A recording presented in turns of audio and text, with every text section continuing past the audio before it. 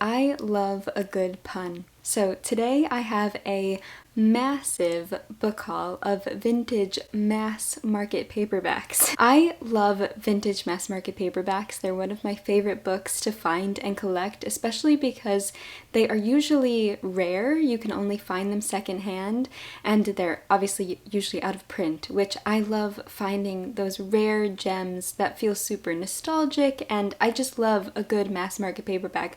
I love small books. I love reading from small books. I have collected quite a few of them, and I'm going to share them with you today. Most of them are from one particular author because I found a big bundle of them for a very good price on eBay, and then I have two random books that have nothing to do with that author that I found at my local secondhand bookshop. But before I show you the book haul, I am going to be having my next Etsy restock. Finally, I feel like it's been so long. I have been super busy with working on illustrations and writing. I am a aspiring children's author and illustrator, and I have been working a lot on my stories. So I finally took time to create new artwork for my Etsy shop. So I have two new illustrations that will be mini bookmarks, and then I am restocking, I believe, 4 of my older designs as well. I shared this one already on my Instagram, but this is the original watercolor. So this is a watercolor painting of clover. It's a 4-leaf clover and then a 3-leaf clover and the clover flowers. I have loved clover since I was a child. I've loved finding 4-leaf clovers and then pressing them in the pages of my books, and usually I forget which books I press them in, so every time I open a book and one is in there, it always feels like such a surprise. So because this is a mini bookmark design, I thought it would be so special for each of us to have a little bit of luck that we can find and keep in the pages of our books, kind of like a pressed 4-leaf clover. I actually used clover from our garden as my reference to create this painting, and I actually did paint it outside in the sun. So that's the painting, and then this is what the mini bookmark looks like. So as you can tell, it's quite a bit smaller, but I love the mini bookmark size. I think it fits. Like I said, I love small books, and the main reason why I started making these mini bookmarks is so that they fit in every single size book. This is how the print came out. It came out really well, and it is on the usual buttery material with the heavy cardstock that I always use for all of my bookmarks, and I am so pleased with how it looks. And now we can all have a little bit of luck in our books. In a similar vein, with the luck, I don't know why this wasn't intentional, but I picked symbols of good luck. The next one that I did was a ladybug painting, so this again is watercolor. I thought it would be really sweet to make a bookmark that kind of looked like ladybugs were walking out and into your books. So again, ladybugs are a symbol of good luck. The story behind ladybugs is actually incredibly interesting. In the Middle Ages, European farmers prayed to the Virgin Mary when crop-destroying aphids were ruining their harvests. And so they prayed to the Virgin Mary to have something help them with these pests. And then, miraculously, these red and black beetles showed up and started eating the aphids. So the pests that were eating the crops, they were eating the pests, and the crops were able to grow and thrive. And so the people saw these bugs as, I think they called them Our Lady's beetle. Yes, they called them Our Lady's beetle, which eventually evolved into ladybug.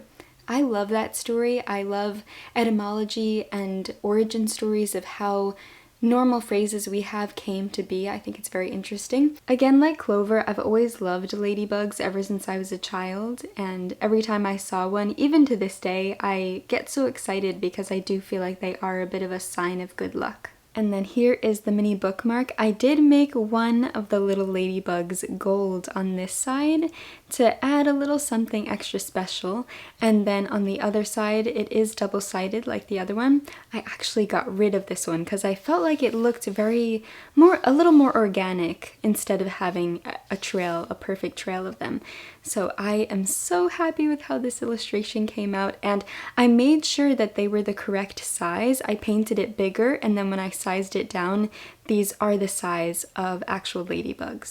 I'm gonna grab a random book so that you can see what it looks like. Here are the ladybugs. They kind of look like they're crawling in and out of the pages of the book, which I think is so cute.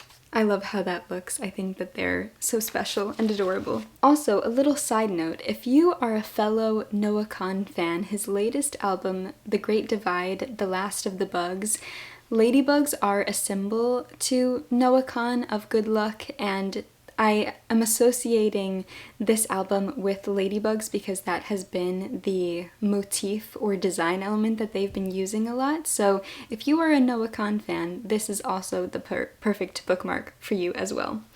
And then the other 4 bookmarks that I am restocking, I'm restocking my newest one from my last restock, which is inspired by my Tiffany lamp. And I love this design so much. It's one of my favorites. I'm not sure if you'll be able to see it better on this side. And then the next one is the Ivy Window, because you guys have been loving this one so much. And it sells out quite quickly, so I wanted to make sure to bring it back for those who missed out on it previously. And then the last 2 that I included or am restocking, they're actually some older designs that I thought I would bring back in case people are newer to my Etsy shop and they didn't get a chance to purchase these in the past. My first one is my penguin bookmark. I love this one. This is one of my first mini bookmarks that I made. So on this side, it shows a penguin reading a little gold book sitting on a stack of books. And then the other side says, "I love it when you hold me, your book." So I think that that's such a sweet one, and I love the penguin. And the next one is this name tag label, and it says, "Hello, I'm reading," but hello is crossed out and it just says, "I'm reading," so leave me alone, I'm reading. And then the other one, on the other side, it says, "Hello, I'm a book nerd." So this one does have 2 different designs, like the penguin, so the design on both sides is different.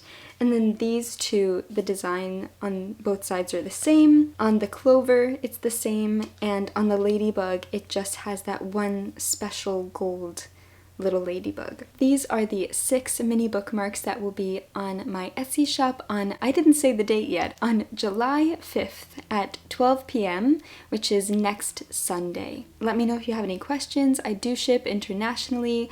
Sometimes Etsy, I say this all the time, still haven't figured it out, even though I have looked into it so much. The Etsy tracking, I don't think is associated at all with the USPS tracking. So sometimes Etsy will notify you that your order was delivered when it is actually still out for delivery. I don't know how to solve this problem. I think it's an issue with Etsy's internal tracking system. So if you place an order and it says delivered and you haven't received it yet, just wait a few more days. It will most likely arrive. If you have any issues with your order, please message me and I will get right back to you and we can sort out the problem. So now on to the books. I think I'm going to start with the 2 books that have nothing to do with the other books. The first one is Goodbye Mr. Chips by James Hilton. This I saw on Ruby Granger's channel, and I love Ruby's videos, and if you haven't, I'm sure you know of her channel, but if you haven't watched her videos, you absolutely should. She has such great recommendations, and this one sounded so wonderful, and I remember her saying that it had such an emotional effect on her. Full of enthusiasm, young English schoolmaster Mr. Chipping came to teach at Brookfield in 1870. It was a time when dignity and a generosity of spirit still existed, and the dedicated new schoolmaster expressed these beliefs to his rowdy students. Nicknamed Mr. Chips, this gentle and caring man helped shape the lives of generation after generation of boys. He became a legend at Brookfield, as enduring as the institution itself. And sad but grateful faces told the story when the time came for the students at Brookfield to bid their final goodbye to Mr. Chips. This also reminds me a lot of To Sir with Love, which is one of my favorite movies. If you haven't watched To Sir with Love, you absolutely have to. I love the storyline or trope of a teacher, an important, impactful teacher in a positive way. There are I've had some not great teachers in my day, but I've also had some incredibly wonderful and very impactful teachers, and so I love these kinds of stories. If you're also a fan of Dead Poet Society and Good Will Hunting and stories like that, I feel like this sounds like a book that we would enjoy. So, very excited about this one, and it is quite short. Let's see how many pages. Oh, there are some illustrations! I did not know that. That is so wonderful. I love, you know me, I love books with illustrations, especially as an illustrator, especially books for adults. I always think books for adults need more illustrations. This book is a little over 100 pages, so very short. And I love this cover, it feels so nostalgic. When was this printed? Let's see. And it's a Bantam book. I love Bantam's vintage mass markets. This was published in, I believe, 1986. It does feel very 80s. The next vintage mass market that I have is also from Bantam Books. They make the best ones, and that is All Things Wise and Wonderful by James Herriot. I just realized this one is by James Hilton, and this one is by James Herriot. I have been recommended the All Creatures Great and Small series so many times because it feels like a very Carolyn book series, and I think it's a mini series as well. These are nonfiction books about a real country doctor, a country veterinarian, and his experiences in the countryside. And I think that concept is so wonderful, and I need to read these books. I love these vintage editions of them, so I want to try and get all of the books in this edition. This one actually has a sticker on the back from the Cornell campus store, and it was $3.95 when this was first sold. Cornell, if you don't know, is a college in New York, and I live in New York, so it's very funny that this is all the way from Cornell, because Cornell's upstate. I'm on Long Island, which is downstate. It says, "Joy, suspense, delight, heartbreak, and most especially love.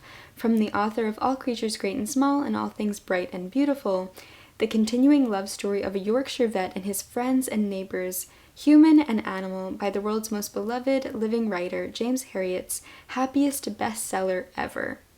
It just sounds so wonderful. So I believe this is the third book, so I'm not going to be starting with this one. I want to try and find this edition, like I said, in the other books, and then I'll start from the beginning. I love the relationship between animals and humans and what we can learn from one another. I love, love, love nature nonfiction. These are actually some of the nature nonfiction books that are on my TBR. This is my TBR shelf, so all these books are unread. I find a lot of my secondhand books on eBay as well, so I will most likely be checking if I can find the first two on eBay, because I don't know the likelihood of finding this one just out in the wild randomly. It will probably take me a very long time, so I'm going to look for the first two. Okay, on to the next books. They're all right here. So this is my L.M. Montgomery shelf. If you have been on my channel recently, you will know that I am in the process of rereading Anne of Green Gables. I first read it in 2019, and this is my first time rereading it. And Anne of Green Gables is my favorite book, and my favorite book series, and Ella Montgomery is my absolute favorite author.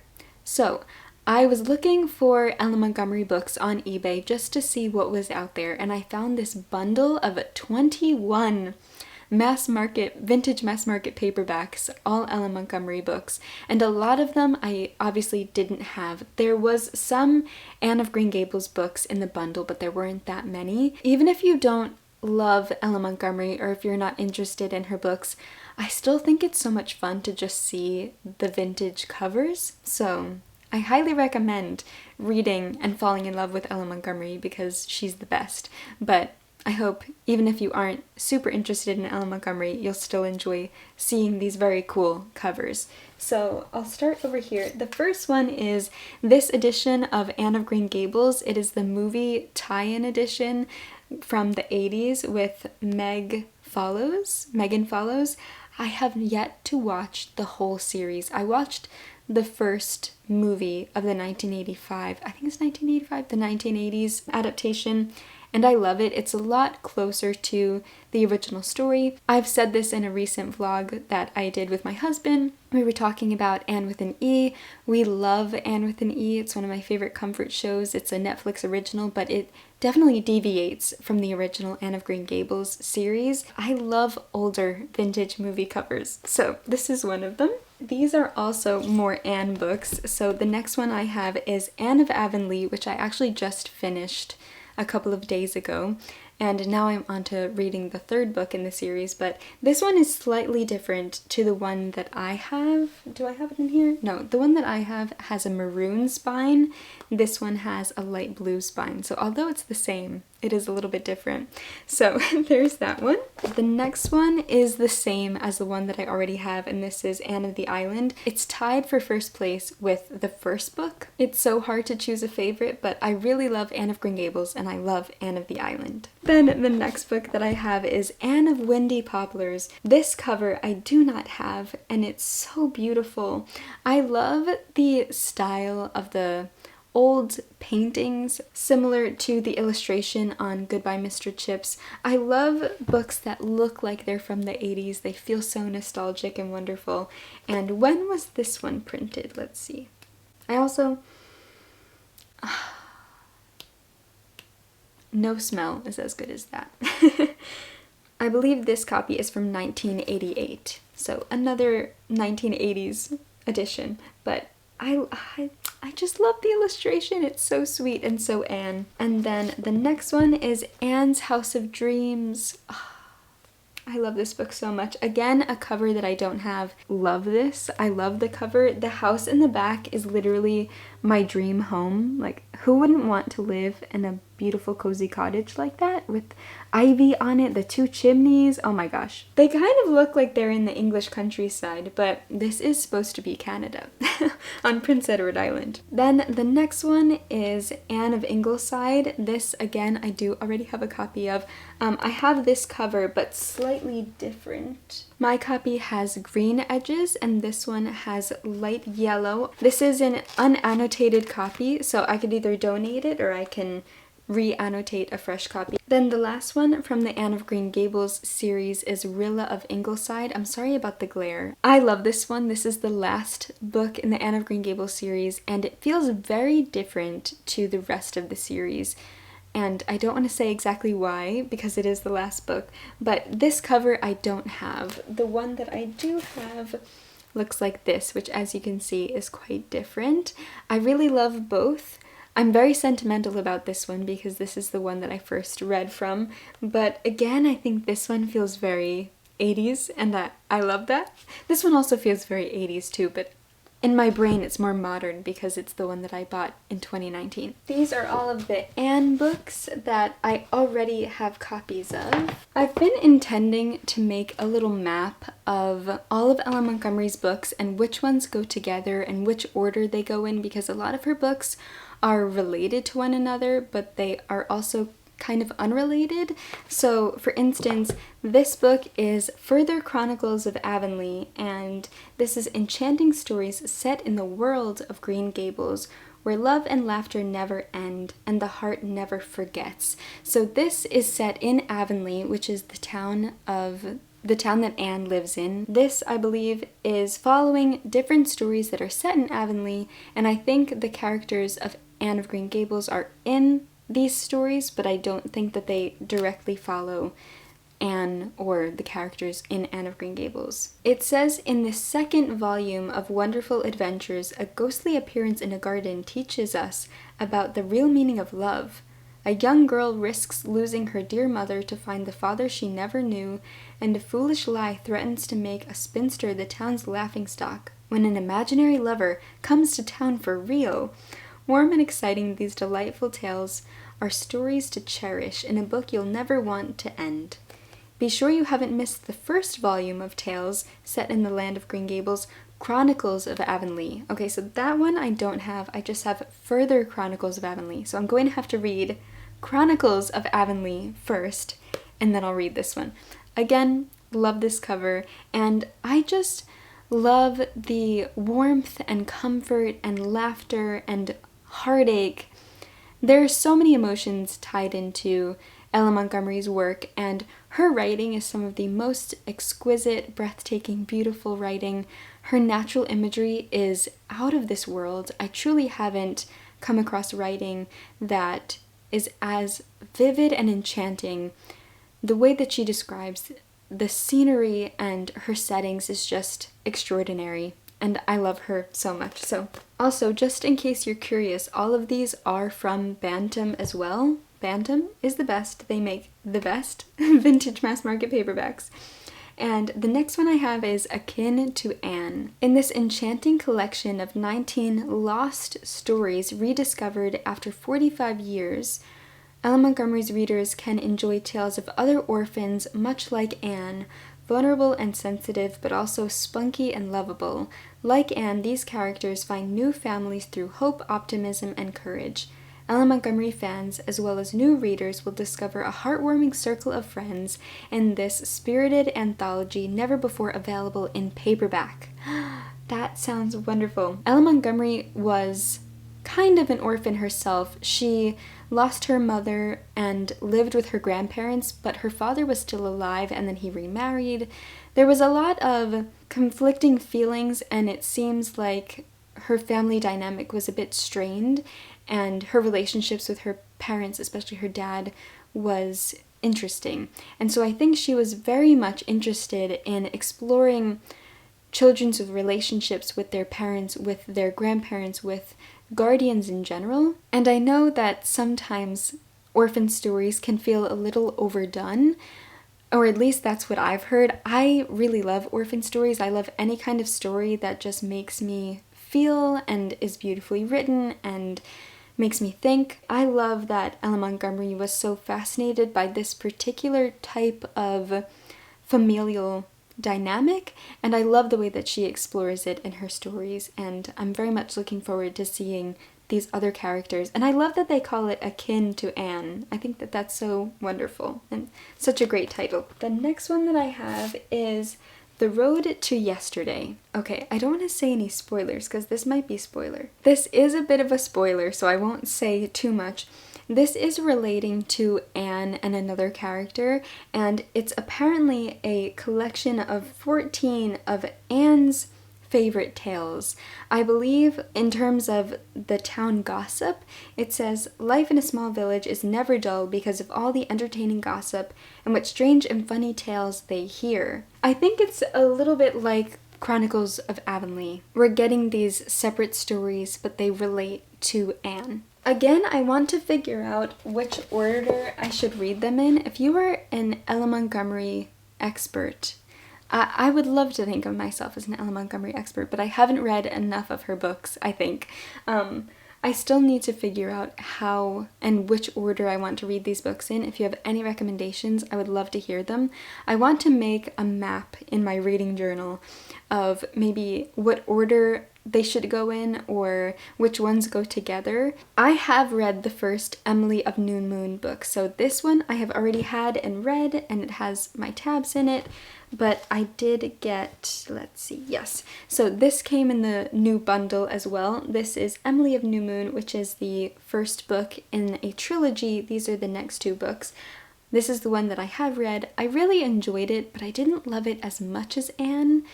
I do like Emily as a character, and I feel like I need to reread it to even remember. I don't really remember that much about this story. I just think I didn't read it at the right time. But I, again, love this cover so much, and even just the typography is so beautiful. And then the second book is Emily Climbs. Again, really beautiful cover. And then the third one is called Emily's Quest. The next book I have here is The Blue Castle, which is one of my all-time favorite books. This is not new though. This is a copy that I already had. The Blue Castle is one of the best books I've ever read in my entire life. The next one that I have is Jane of Lantern Hill, and this one actually has a slightly more modern movie cover where it says a Disney Channel premiere film. I feel like a child when I see that old Disney Channel logo. I used to love Disney Channel when I was a kid. The enchanting story of a young girl's dream to reunite her long-divided family. Again, Ella Montgomery is very interested in family dynamics. Another thing that she loved was houses and interesting homes and how homes relate to their characters, which I really love the way that she explores that, like especially Anne's relation to Green Gables, Valency Sterling's relationship to her blue castle in the Blue Castle. Anyway, okay. A house that longed to be lived in, and she gives such personality to things as well, like houses. Jane Stewart had lived at 60 Gay Street, Toronto, for as long as she could remember, but life in grandmother's dreary old mansion was anything but gay. Even dear, beautiful mother, who went from party to party, always seemed so sad. For years, Jane had believed her father to be dead, until she accidentally learned that he was alive and well, living on Prince Edward Island. And when she spends the summer at his cottage on Lantern Hill, doing all the lovely things that grandmother deemed unladylike, she discovers that life truly can be beautiful after all. Okay, I don't want to read anything else. It's funny, actually, this sounds a lot like a story that I wrote in my creative writing class in college. I got my major in illustration and a minor in writing, and like I said, I'm an aspiring author. This is actually very similar to a story that I wrote, so that's very funny. The way that she captures life, settings, her characters, the beauty of the world is so impactful and inspiring for me, and that's always how I've seen the world as well. So if you're curious, she's one of my favorite and most important inspirations for my own writing. The next book that I have is Kilmeny of the Orchard, a poignant story of a young teacher who must overcome impossible obstacles to win the girl he loves. Ooh. This is a very short one, and I haven't heard too much about this one, and because it's short, I don't want to know too much of what it's about. It's around 130 pages, 134. I love having all of one author's books in a certain kind of format, whether they perfectly match or not. I love that they're all the same height. I love that they're all vintage mass markets. I think that they all go together really beautifully. The next one is Magic for Marigold. I believe this has a second book in the series as well. Although this might be a standalone. I could be thinking of the Pat books, but this one is The Beguiling Adventures of a Spirited Young Girl Named Marigold. That's what it says on the cover. Again, lovely cover. Love the houses, the sheets drying on the line, and the flowers. She's holding a cat. So precious. Again, I don't want to read too much, but let's see. 4 whole months have gone by since she was born, and no one in the eccentric Leslie clan can agree on what to call Lorraine's new baby girl.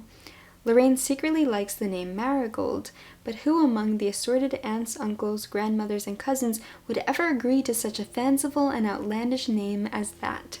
Ugh. I just love Ella Montgomery's stories. That's just such a wonderful beginning. Anyway, so very excited about this one as well, of course. I feel like I don't have to keep saying I'm excited. I think you already know that. The next book is A Tangled Web. Over the years, 60 members of the Dark family and 60 Penhallows have married one another, but not without their share of fighting and feuding. Now Aunt Becky, the eccentric old matriarch of the clan, has bequeathed her prized possession, a legendary heirloom jug. But the name of the jug's new owner will not be revealed for 1 year. And then I believe in the next 12 months, a lot of havoc ensues. Then comes the night when Aunt Becky's wishes will be revealed, and the family is in for the biggest surprise of all. So I think it's about who is getting this prized heirloom jug and all the mischief and different things that happen to the different members of this family. The next book is called Along the Shore, Other Tales by the author of Anne of Green Gables. It says a companion volume to Akin to Anne, so I should put these together. Adventures by the Sea, which I love. I love any story set by the seaside. I love being by the sea. It says, now in this newly discovered short story collection, readers can enjoy the haunting beauty and excitement of life by the sea. Ellen Montgomery's fans and new readers will cherish these heartwarming characters who are linked by their love of the sea. I think that's such a great way to create a collection of stories. On to the third to last book. This one is After Many Days, and I believe it's another collection of 18 rediscovered short stories. Ellen Montgomery explores the theme of postponement and the poignancy of time past. Many characters in these fine stories at last have a chance, after many days, to reconcile with an estranged relative, repay a kindness, or even wreak long-plotted revenge. Others discover how true love can survive great distances and long separations. Devoted fans as well as new readers are sure to find that these sympathetic and humorous tales come vividly to life. So again, it feels like another collection that is put together on a similar theme. The last two books are the ones that I am most looking forward to reading. The second to last one mainly because it was Ellen Montgomery's favorite of her own novels. This one is actually from Signet Classics, so this is the only one in the bundle that wasn't from Bantam. Just as a dusty road led to a farm called Green Gables for a small red-haired orphan named Anne Shirley, the road beginning The Story Girl also leads to Prince Edward Island and an irresistible story of families growing up in love. The more I read from Ellen Montgomery, including her nonfiction like The Alpine Path, the more I understand what she was interested in, what she was passionate about, and her family life, and the connections to her writing and why what she wrote about was so important to her. Like I was saying about how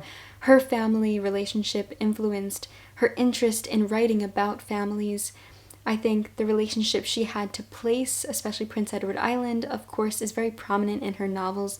And so I really love understanding an author on a personal level and an emotional level where you can really see them in their fictional stories and you can see what they're drawn to, what they're passionate about. And I'm so looking forward to really seeing, because if this is Ellen Montgomery's favorite of her own works, I think that what that would mean to me is that this has some of the most important elements to her and that this book is closely related to her in that way. So anyway, very, very, very excited about this one and I want to read it very soon. And finally, the last book that I have here is The Golden Road, and this, I believe, it goes with The Story Girl. I think it's a duology.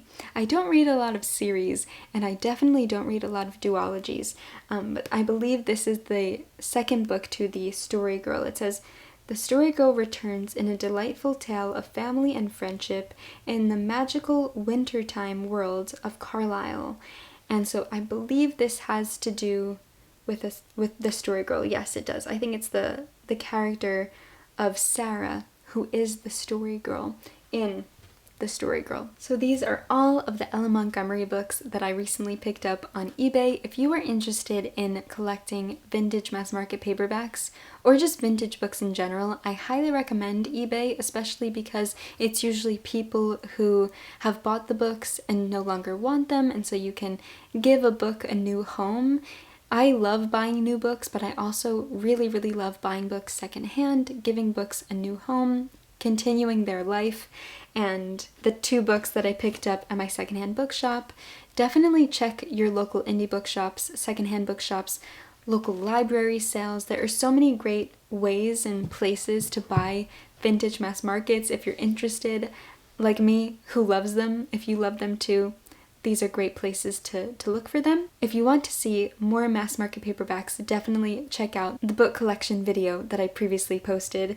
And I hope that you enjoyed seeing all of these because I had a lot of fun showing them to you. I just want to say the biggest thank you for being here. If you have made it this far into the video, I appreciate each and every one of you so much. I hope you're having a wonderful day, reading some amazing books, and as always, happy reading.